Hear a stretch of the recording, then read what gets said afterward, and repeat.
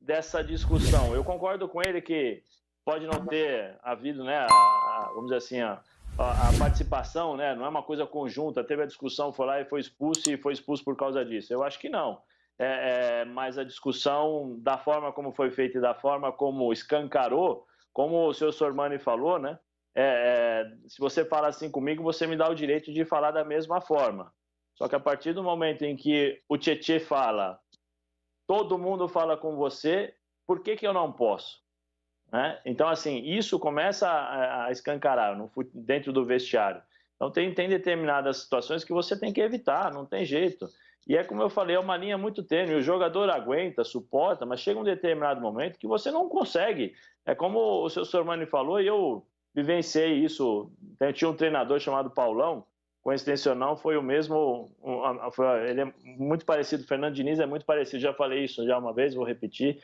Né? O Fernando Diniz, nós crescemos juntos no salão e esse Paulão foi o nosso treinador. E ele tem muito do Paulão como treinador, de xingar, de mandar o jogador para aquele lugar, sai do treino, briga e tal. E a linha para sair besteira, né, é muito rápido, é muito fácil, tanto em termos de agressões verbais e agressões também, violência mesmo de mão, né? Então tem que tomar cuidado, tem que tomar muito cuidado, você não pode falar isso. O Tietê poderia muito bem pegar e partir para cima dele, falar, pô, e ter aquela encarada ali, vamos dizer assim, né, de cara a cara ali, olhos nos olhos, e aí você coloca um problema dentro do seu vestiário que é ruim depois para você administrar, sendo que você tem a faca e o queijo na mão, você está a 7 pontos na frente dos teus adversários, você tem a possibilidade, faltando 11 jogos, você tem a possibilidade de administrar esse tipo de situação e fazer os pontos. Né? Isso demonstra, como eu falei, demonstra um certo desequilíbrio e isso não é bom. Isso não é bom. Você não pode misturar lado pessoal com lado profissional. Né? Porque os jogadores do vestiário hoje, eles estão falando, pô, o cara falou que o cara é ingrato, pô, não pode fazer isso, pô, é sacanagem, entendeu? Porque existe esse lado corporativista também dos jogadores, existe esse lado do ser humano, né, que está do lado do Tietê, existe o lado do ser humano que está do lado do Fernando Diniz, que vão chegar nele e falar assim, ó, não pode fazer isso não está certo. Né? Então, como eu falei, o São Paulo não pode perder para ele mesmo. Se começar com esse tipo de situação, o São Paulo vai perder para ele mesmo e depois não adianta chorar. Não adianta tentar achar culpados, porque o culpado, se o São Paulo se o São Paulo não ganhar o Campeonato Brasileiro, o culpado é o São Paulo. Porque, olha, se ganha ontem, poderia ter colocado 10 pontos, faltando 11 rodadas. Então, assim, não dá para depois achar culpado, hein? O culpado será o próprio São Paulo se perder o campeonato. E a gente tem também o Tietê, depois do jogo, pediu desculpas para a torcida do São Paulo pela expulsão, né? Mas ele também não se refere nada, não fala nada a respeito da desavença com o Fernando Diniz dentro de campo, né? Tá lá a mensagem do Tietê. Infelizmente, ontem não foi um dia bom para a nossa equipe. Perdemos uma partida importante, mas seguiremos lutando e dando a vida para buscar esse título brasileiro.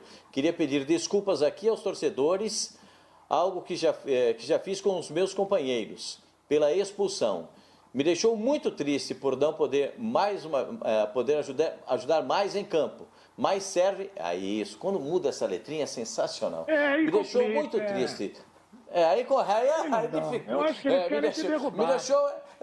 mas tudo bem, eu tô firme no negócio aqui, Edu. Aqui, me deixou muito triste por não poder mais ajudar em campo, mas serve de reflexão e amadurecimento. No meu histórico de quase 10 anos de carreira, só tenho 2 expulsões, e isso mostra que não é uma atitude que faz parte de mim. Fico feliz pelo gol, que me motiva a seguir evoluindo em busca de absorver as coisas boas e ir atrás dos nossos objetivos. Vamos à luta.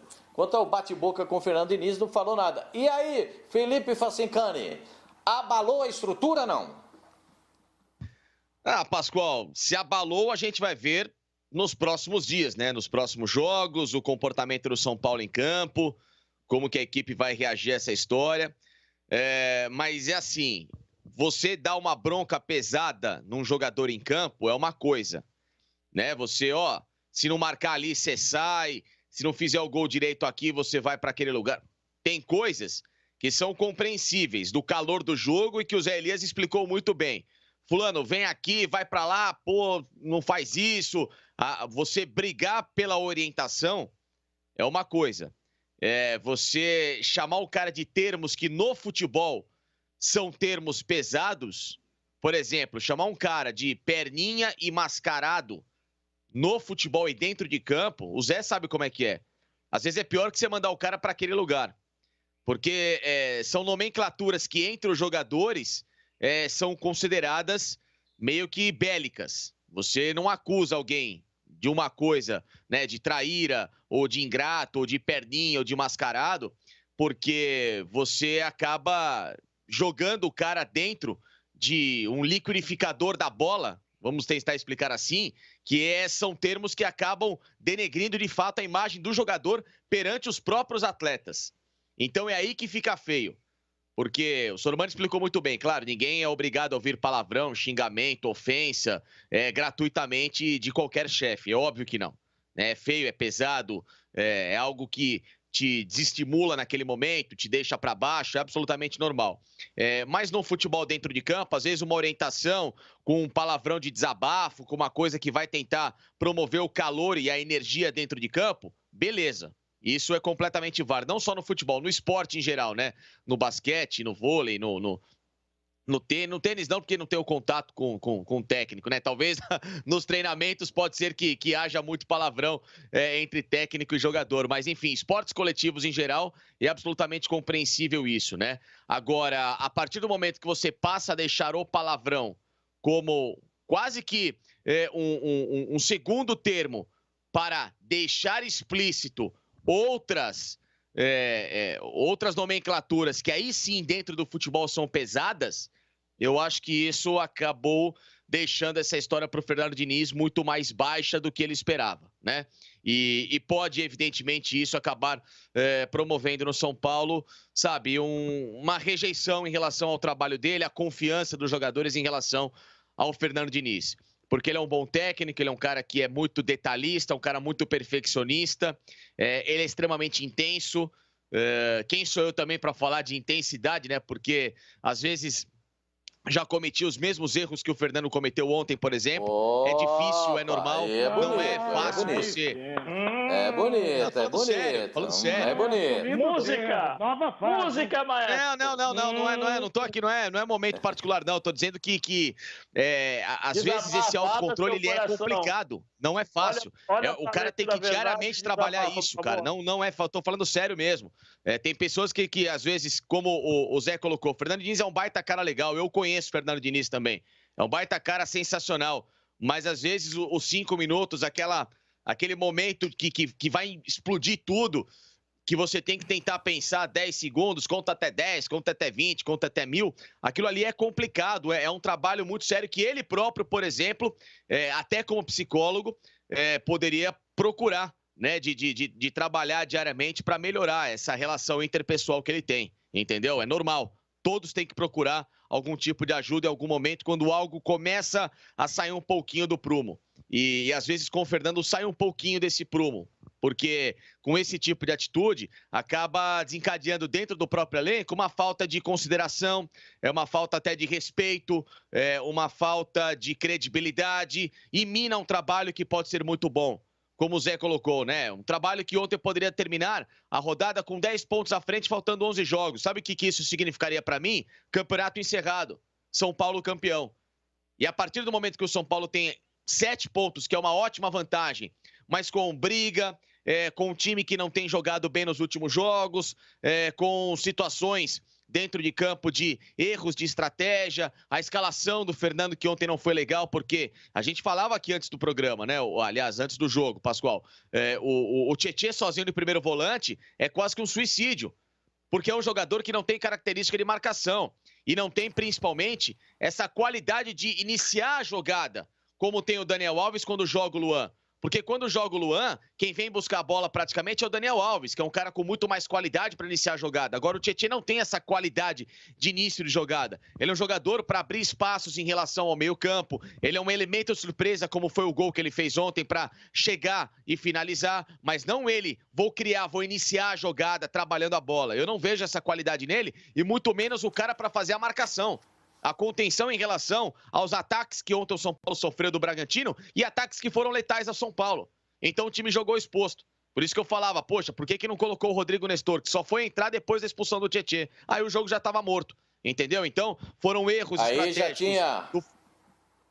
Não, já tinha ido embora. Aí 4-1 esquece, Pascoal. Colocou o menino faltando 25 minutos, esquece, né? Com a expulsão do Tietê. Então foram erros, uma sucessão de erros do Fernando, que mesmo com o São Paulo 7 pontos à frente do campeonato, ele pode acabar se complicando faltando essas 11 rodadas. Ô, Pascoal. A rapaziada tá mandando mensagem aqui, Edu. O Joá Souza, que é São Paulino, tá dizendo: obrigado, Fluminense, que ganhou o jogo ontem no Flamengo, porque o São Paulo ainda não voltou de férias. São Paulo ainda está no período de férias. O Alan Giordano está mandando a mensagem. Obrigado, Alan. Não tenho certeza se o Fernando Diniz termina um ano como técnico do São Paulo. Há incerteza, hein? Aqui, Zé Elias, parabéns. Sabe tudo. Parabéns aqui, o Dival Costa mandando os parabéns para você aqui, viu, Zé Elias? Você sabe tudo, de vestiário e tal, contou aqui, contou a real. Aqui. Depois, alô, obrigado, Zé Elias, é isso mesmo. O Pascoal te paga um café. O Flasp está dizendo: Zé Elias, é isso mesmo. E aí o Léo Mineiro está dizendo aqui, o seguinte, ó, queria ver ele dar um grito desse com o Serginho Chulapa. Queria ver o Diniz gritar assim com o Serginho Chulapa. Aí o negócio. Eu conheci bem o Serginho Chulapa. Eu tenho uma amizade grande com o Serginho Chulapa. O Serginho Chulapa é meu amigão. Mas vou falar um negócio pra você, hein? Não ia acabar bem isso aí, não, hein, Eduardo de Menezes? Você tá vendo como é que é? Você não queria falar? Pode falar. Eu acho que com o Serginho não ia acabar bem isso aí, não. Não acaba bem de jeito nenhum, né? E é complicado mesmo. Vocês sabem que eu estou pensando também por um outro lado. Primeiro, na confusão toda, acho que o Tietê segurou bem a onda, seguiu, e aí, obviamente, porque realmente, repito, aqui, se fosse um jogador mais estourado, a coisa poderia ficar pior. Sobre o Diniz, ainda estou olhando também o outro lado dessa situação toda. Ele foi bancado pelo elenco. E quando o Tietê fala, e aí eu vou também vou pensar um diálogo ali, uma parte do diálogo. Pô, mas todo mundo fala contigo, por que eu não posso falar? Mas você quer falar comigo por quê? Às vezes a troca de ideias ali, é óbvio que não dá tempo de fazer uma conferência, um estudo, a comunicação é rápida, mas às vezes ele quer falar um posicionamento, ou quer falar ali, olha, é aquele lance, e aí o cara vai para falar com o treinador vai falar comigo por quê? Então, é um entendimento de que também é necessário ouvir o atleta, e essa situação precisa ser controlada pelo Diniz, que, repito, é um cara do bem, está buscando seu lugar ao sol ainda mais, e tomara que dê tudo certo esse ajuste para o São Paulo. Mas aí, Pascoal, começam a pipocar as notícias. E a notícia que chega agora, o São Paulo ontem teve uma lista de desfalques que tinha o Luan, o Luciano e o Arboleda. O Arboleda, de acordo com a comissão técnica do São Paulo, médica, ele teve um desconforto, mas está no espn.com.br, né, no nosso site também, dos canais Disney, estão dizendo que o Arboleda teve um problema no retorno ao Brasil com a companhia aérea e que teria atrasado a sua reapresentação, ficou fora, enfim. É uma situação que também agora o São Paulo vai ter que olhar para essa questão da ausência do Arboleda nesse jogo aí, inclusive com essa reapresentação tardia. E só para, Pascoal, o Zé falou sobre como é que fica no vestiário.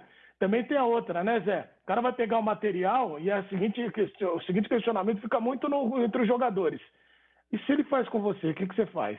Eu já não... Então, essa frase Pascoal, se faz com você, o que você faz? Se é com você...